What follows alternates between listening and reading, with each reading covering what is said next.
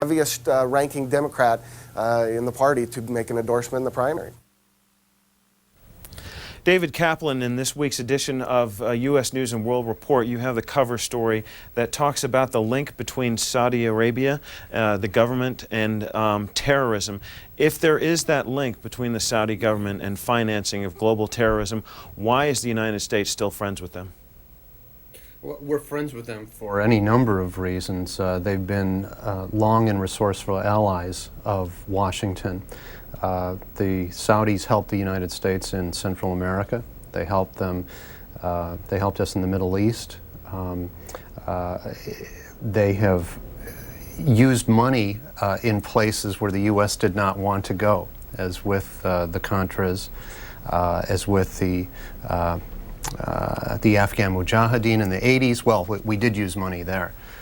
In fact, we were partners with the Saudis, and that really is the beginning of our story, because the flow of money started to get out of hand once it was directed towards the jihadists around the world. You talked about the Mujahideen in Afghanistan. Tell us about that and how the story progresses. Well, as any good investigator will tell you, if you want to know what's going on, you follow the money. Those were the words of Deep Throat to Bob Woodward, and it's still true today. And this is really one of the great stories of our time. Where did Al-Qaeda come from? Where did all these jihadists come from who were causing trouble everywhere from Iraq to Chechnya to Israel? And what we did was we went back to the origins of Al-Qaeda, to the late 1980s in Afghanistan, and we started tracing the money. And as the National Security Council and the CIA found in the late 90s, when they began looking at this very carefully, the roads lead to Riyadh, to Saudi Arabia. Now, knowing that the road and the path of the money leads back to Saudi Arabia, why wasn't there any effort either to cut off the money or cut off the relationship with Saudi Arabia? Well, you can't cut off a relationship with a country that's the world's largest oil supplier and a key ally in the United States. At least that was the thought here in Washington. The thinking was, you know, how do you deal with this relationship when you have so many other strategic interests with this country? So in 1998, the NSC, after the U.S. embassies were bombed in Africa, the NSC started to ask, where does Al-Qaeda's money come from? We want to break the backs of these people. So they got together with a group that had never been written about before, the Illicit Transactions Group at the CIA. And we talk about who these folks are, how they worked with the NSC, and started to look at every scrap of intelligence on what the U.S. had about Al-Qaeda's finances. Turned out that their most basic assumptions, Rob, were wrong. They thought that most of the money was coming from bin Laden's own fortune and from his businesses in Sudan. Well, bin Laden's fortune was mostly gone. He'd spent or lost it. And the businesses in Sudan weren't worth much. So the question was, where was the money coming from? And the more they looked, the more they realized that Al-Qaeda was generating millions and millions of dollars through fundraising. And most of the fundraising was going on in Saudi Arabia. We're talking with David Kaplan of U.S. News and World Report. He's their chief investigative correspondent, about his story in this week's edition alleging or tracing the Saudi connection between money and terrorism. And the phone lines are open. The numbers are there on the screen. Our first call comes from Chicago, Illinois on the Democrats line. Go ahead. I want to ask a question on the follow the money theme, because it seems that we must have known for a long time of any connections to between the Saudi money and supporting terrorism. And my question related to follow the money has to do with the timing of this concern. So I want to ask the speaker, what do you make of the published report about the secret meetings between Richard Pearl and various representatives of Saudi money, like Adnan Khashoggi, which were alleged to be about Pearl's attempt to actually blackmail the Saudis into paying $10 million to his company, which they short-sightedly, in my opinion, refused to do. And the Saudis subsequently acquired this sudden prominence in organized leaks about being a hotbed of terrorism support. and by speakers such as yourselves. And I'd like to know what your comment is about that. Intriguing question, ma'am. This wasn't something that we really looked at. And I got to say, I'm not much of a conspiracy buff. I think what the historical record shows that we write about in this week's story is it was a fairly logical process. The U.S. intelligence was a bit behind the ball in recognizing how important this international jihad movement was. As the embassies were bombed, we started to focus more and more on the Saudis, but the U.S. still didn't do it. I don't think one man like Pearl would have that much influence in a process as big as this. After 9/11, the Saudis finally got our attention on terrorist financing, and that's when the change happened. In the article, you talk about how investigators started to see a connection between terrorism and the money, and that they were, in a sense, blocked by elements of the CIA and the NSC. Tell us about that. Yeah, it's an important part of what we found. As early as 1996, possibly before, the U.S. intelligence knew that Saudi charities, that Saudi fundraisers were moving millions and millions of dollars, not only to al-Qaeda, but to radical jihadist groups all over the world. Why wasn't the alarm sounded at that point? There were a number of reasons. One was that Washington was ambivalent about all these jihad movements. Some of them we supported, as we did in the 80s in Afghanistan against the Soviets. We were neutral on Kashmir. We actually supported the struggle of the Bosnian Muslims, where there were hundreds and hundreds of foreign jihadists, hundreds of millions of dollars in Saudi cash that came in. In Chechnya, as one analyst said, in the mid-90s, Washington responded to the jihadists and the Saudi money coming in with quote, a wink and a nod.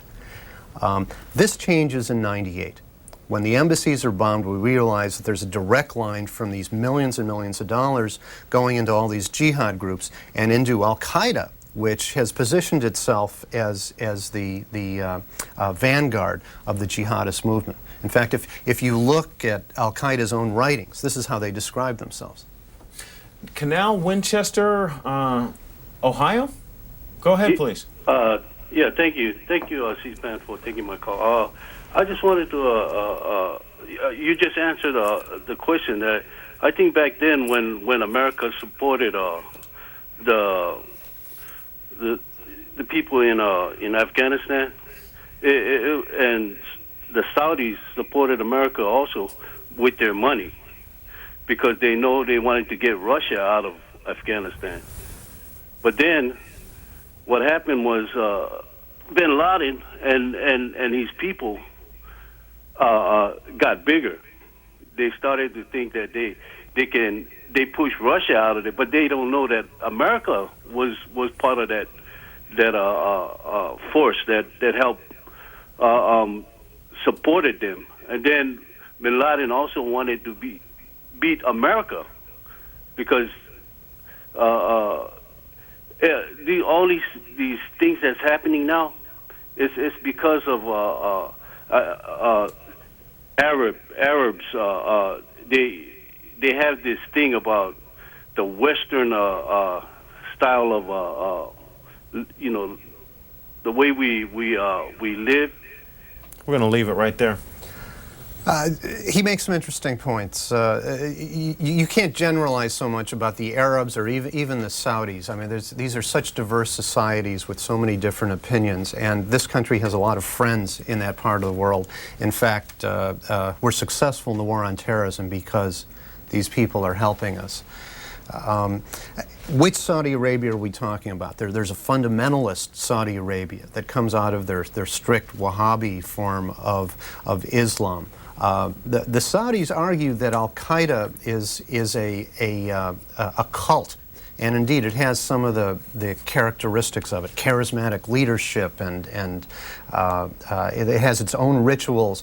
They argue that it broke off from mainstream Wahhabism in the 1990s and has gone on its own course. The problem is that the infrastructure that underlies al-Qaeda and its allies around the world was deeply embedded into Saudi charities, into fundraising there.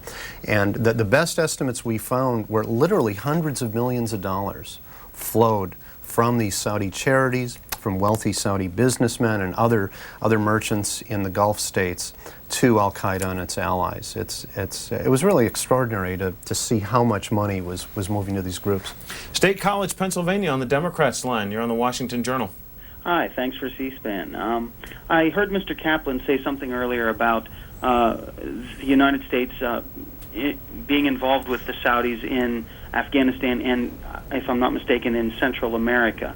My question to your guest is, isn't it something of a hypocrisy that we have a war on terror when we seem to, if I read you correctly, we seem to have something in investing in some of these despots and dictators who later become problems? I believe we supported Saddam Hussein for some time.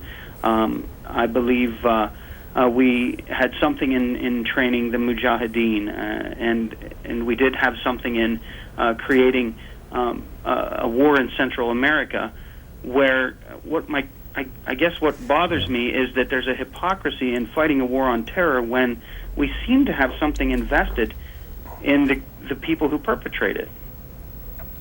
Sir? Another great question. It's one of those contradictions of U.S. policy I think they're still working out across town here.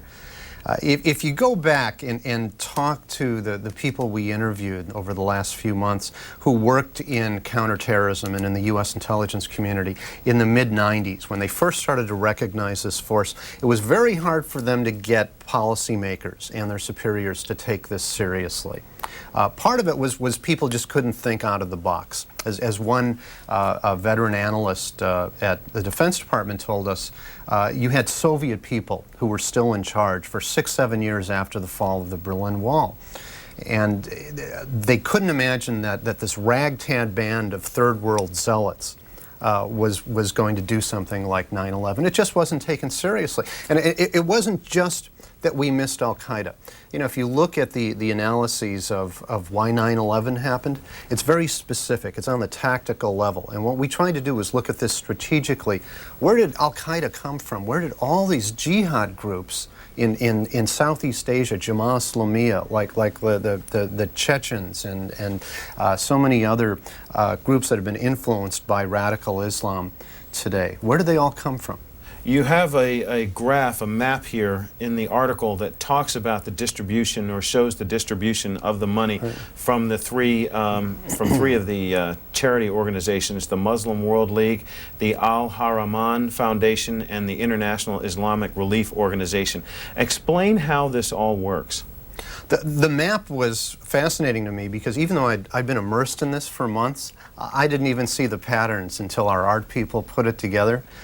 You can see congregated in the world's hottest conflict areas how the Saudis were pumping money and jihadists into these regions. And in some cases, as I said, as in Bosnia, the U.S. was neutral or even supportive. In other cases, it created problems that persist today. Next up is Houston, Texas, on the Republican line. Good morning, Houston. Good morning.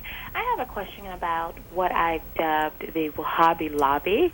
How much of Saudi funding money is funding extremist Muslim clerics right here at home?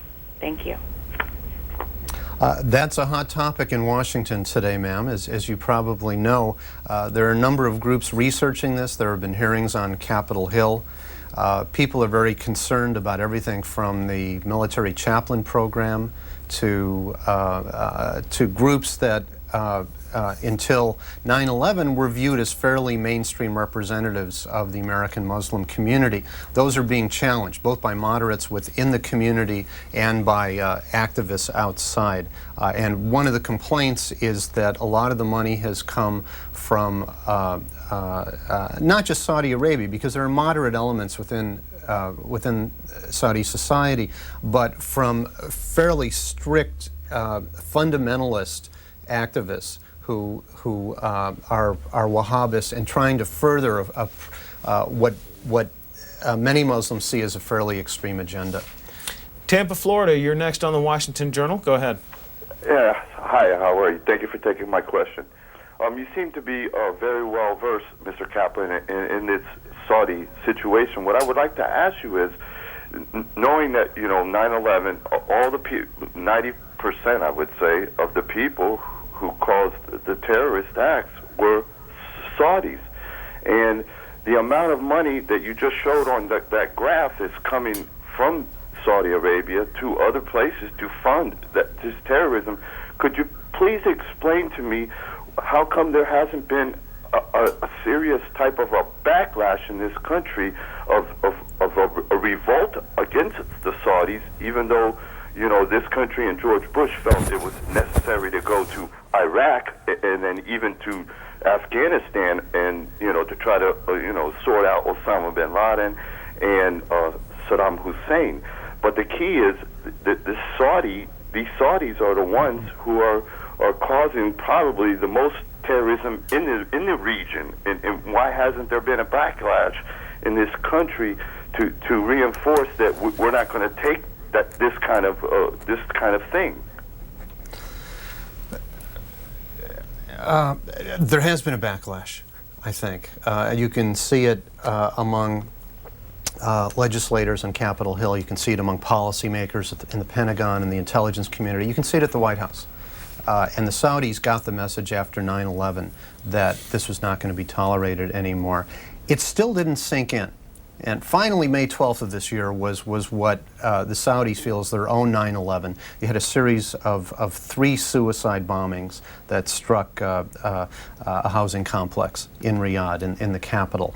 They've been hit repeatedly since then. They finally got it.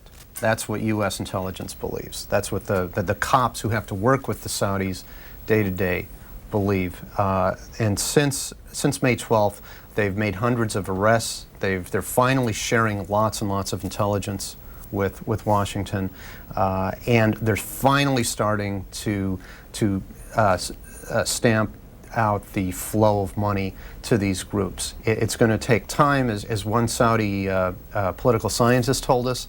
It took 70 years to build this system. We can't change it overnight. There's real change going on. See, one of the problems is it's too easy to bash the Saudis. This is, they have almost medieval characteristics of their society. I went there on this story, and I'd never been there before. Absolutely fascinating. I mean, the women are still covered head to foot, but they're going to malls that look like Tyson's Corner here in suburban Virginia, luxury malls. They're driving American gas guzzlers on American-style freeways. We built much of their infrastructure. At the same time, they have public beheadings. They amputate the arms and hands of thieves. So it's this weird juxtaposition. And there are reformers there. There are good friends of America. And these people are trying to yank this at times medieval society into the 21st century. It's not going to be easy, but this is what's going on. Stewartstown, Pennsylvania, you're next. Go ahead. Yeah, I was in the Navy in the early 1980s when Reagan was president, and I helped train the Saudi Arabian Navy. And a lot of Americans don't know it. They wear the exact same uniform we wear, but with the Sultan and with the crescent and the saber and the palm tree, where we have eagle on ours. And we built their ships for them. We built them a small group of coastal patrol boats, and the ship I was on, we helped escort them over to Saudi Arabia. Well, I talked to a lot of these guys in the Saudi Navy, and they are friends of America. I don't care what anybody says. Not all Saudi Arabians are bad people, and most of them are loyal to and a good ally of the United States. So, like I say, there's bad people in all groups, but they are a primitive society pretty much in a lot of ways. A lot of these guys said they didn't want to go back to Saudi Arabia because of losing a lot of liberties that we as Americans take for granted. And I think we need to support Saudi Arabia and not back out on. Mr. Kaplan? A lot of people in Washington agree with you. They they think Saudi Arabia is too important an ally to declare war on, like some people would like to. Some of the Saudis made the point to us that it was similar to what the Irish Republican Army did in the U.S. in the 70s and 80s. The IRA raised millions of dollars from largely Irish Americans in northeastern United States. And the British complained repeatedly, the government in London, that the U.S. was funding terrorism in the UK. And frankly, the U.S. did very little to stop it. The Saudis say basically it was the same thing. But this is writ on a global scale, and this resulted in 9/11 ultimately. So. David Kaplan is the chief investigative correspondent for U.S. News and World Report. How many other folks worked on this article with you?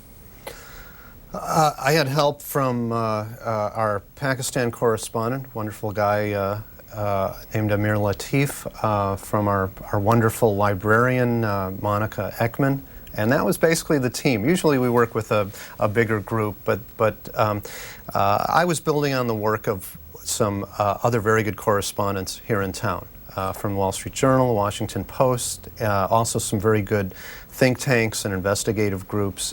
The strength of the story is we pulled this all together, we pushed the reporting even further, we asked some of the questions about accountability. Why didn't we know about this, and why didn't we know earlier? And we told the story from beginning to end. What was the level of cooperation from U.S. sources and from Saudi sources? U.S. sources, it was pretty good. I've been writing about terrorism for 7-8 years, so you know, I have people who can tell me what's really going on. Dealing with Saudi Arabia was a whole other set of challenges, though, and it's not a particularly open society. It's a traditional place where one needs introductions and just parachuting in and expecting a lot of access. A lot of correspondents, not just me, have been frustrated. Waverly, Ohio, on the Democrats line. Good morning. Morning. I have a lot of points I'd like to make. I hope I can get them all in. Probably not, but just try and hit the highlights. I will try. There was bad intelligence during the Clinton administration. I mean, he got bombed, the Twin Towers got bombed in that time frame. Then when Clinton went and bombed the baby formula factory and the China embassy, I mean, it's just mind-boggling that our CIA didn't know that was the Chinese embassy. And when Clinton did all of the updates on the computers and everything, because he thought there was going to be a hit in the year 2000 on our computer system, all of that was played down. And then he appointed the Hart-Rudman Commission. And this commission, when I watched it on C-SPAN Live, it came out and it stated that there was going to be a terror attack very, very soon on the United States that was going to be humongous. I couldn't believe that Bush took everything so lightly. You know, and the thing about the Saudis were able to leave. Now, this is what I've heard through the news, and maybe you can verify this, that the next day, September 12th, when all the planes were grounded, the Saudis, as well as the bin Laden family, had left, were allowed to leave this country and not held over. I mean, especially since most of those people were from Saudi Arabia. And what about the Carlyle connection between the Saudis and the Bush family? What about the connection between the Bush family and the Saudis? Yeah, we'll start with the Carlyle Group and work our way back. It's a key point of our story. The Saudis have spread a lot of money around Washington, D.C. This is one of the wealthiest societies in the world. I mean, if you look at how much oil wealth has been generated there since the 70s, it's just extraordinary. U.S. officials have encouraged the Saudis to recycle that wealth in the U.S. They have something like $600 billion invested in U.S. stock markets, in other investments here. Millions and millions of those dollars have come to veteran U.S. policymakers, to former secretaries in U.S. cabinets, to CIA station chiefs who were based in Riyadh, to former U.S. ambassadors. a number of critics that we talk to think that the money has had real impact. The Carlyle Group, this is a high-powered firm that deals mostly in defense contracts, includes some very powerful people. Former Secretary of Defense Frank Carlucci has been involved, as has former Secretary of State James Baker. They've made fortunes off of Saudi money, drawing a direct line from this money coming in and any influence on policy, but we don't do, and I haven't seen it done, but it raises some controversial questions. The Saudis certainly have a lot of influence in town. The caller's correct. High-ranking officials, members of the bin Laden family, others were quickly spirited away after 9/11. It was approved at a very high level in our government. And some of those people the FBI wanted to question. Is there a connection, or can there be a connection made between oil money and funds that are going to terrorist organizations? Or is that all coming from fundraising? Well, where does the fundraising come from? I mean, ultimately, the source of their wealth is all oil money. So it shouldn't be a surprise. I mean, is it coming directly from the oil companies? No, but it's coming from people who directly benefit, wealthy Saudi merchants, from Saudi princes, from others in their society who have benefited from these billions of petrodollars. Now, again, the Saudis argue, and some U.S. officials are convinced now that they have stanched the flow. Burlington, Colorado, good morning. Yes, good morning. Mr. Kaplan, just my observations as far as Saudi Arabia goes. Now, this is no secret that the Saudis, the royal Saudi family, and the Saudi government is playing both ends of the stick. Okay, in other words, they want to come across as, you know, and they are doing, you know, they are helping in the fight against terrorism. But at the same time, I think they're very worried about an overthrow of their government. They're worried about what the backlash would be from their people, because their people do adore and love bin Laden, whether we like it or not. That is a fact, okay? And one observation I have to make is that the billionaires that